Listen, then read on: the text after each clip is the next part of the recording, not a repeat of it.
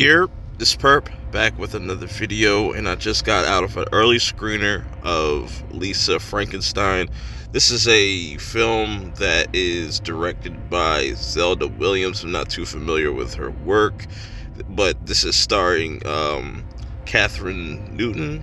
You might recognize that name from Ant-Man, a bunch of other movies and whatnot. Cole Sprouse probably is the more notable name on this. This is a PG-13 horror comedy where we have our main character played by Catherine Newton, Lisa Swallows. That's her actual name, yes. And this is set in the 80s. And what I do like about this movie, because I'm very mixed, I'm very mixed with this movie because there's a lot of potential, but also things that just didn't really work for me. I'm going to kind of get into all of that without spoiling the movie because I know it doesn't come out until February 9th. So you should definitely go check it out for yourself. With that being said, though, getting into like the story. So you have Lisa here.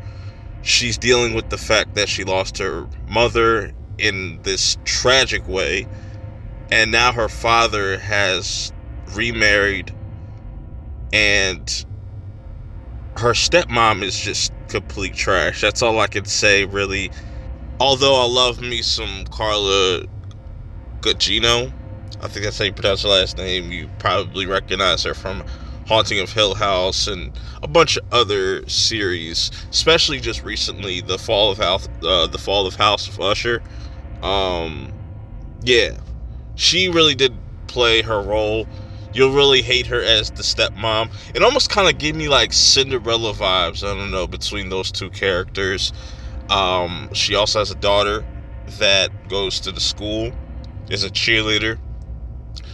She is very, airheadish, I would say.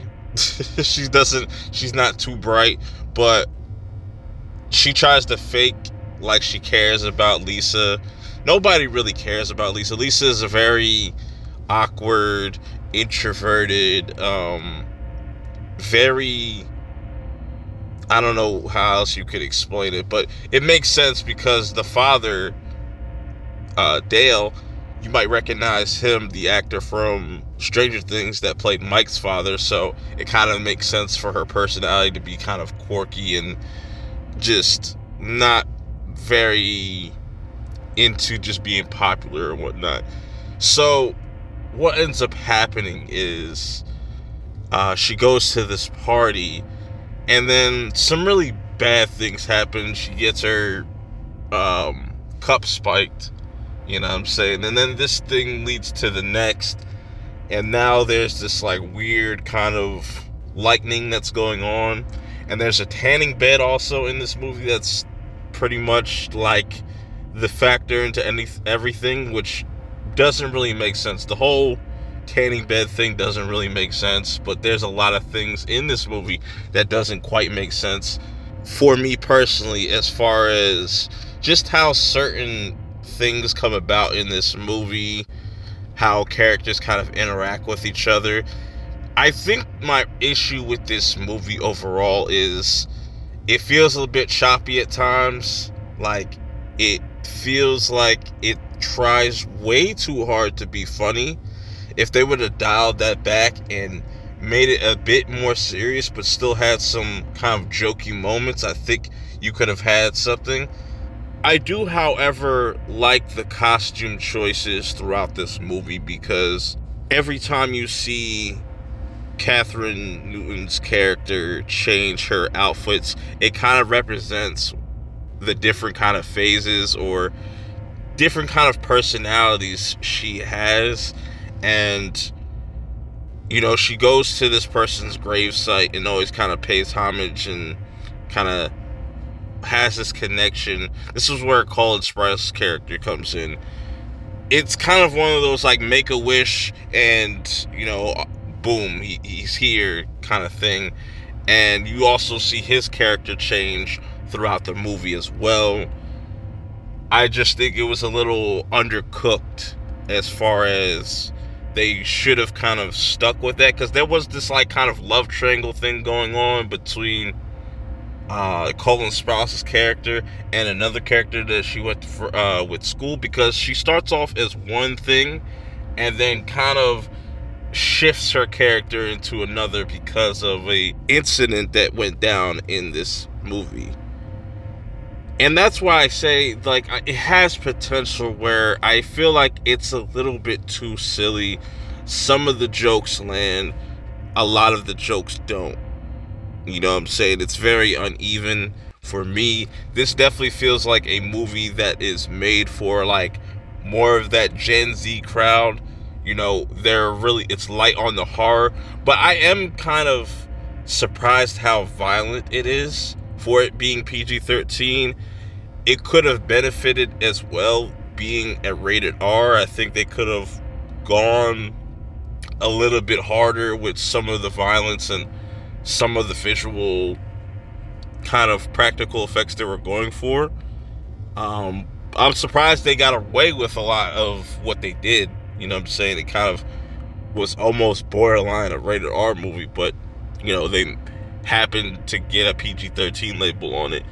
And I think that kind of hinders this movie as well, because people kind of know my stance about PG-13 horror movies.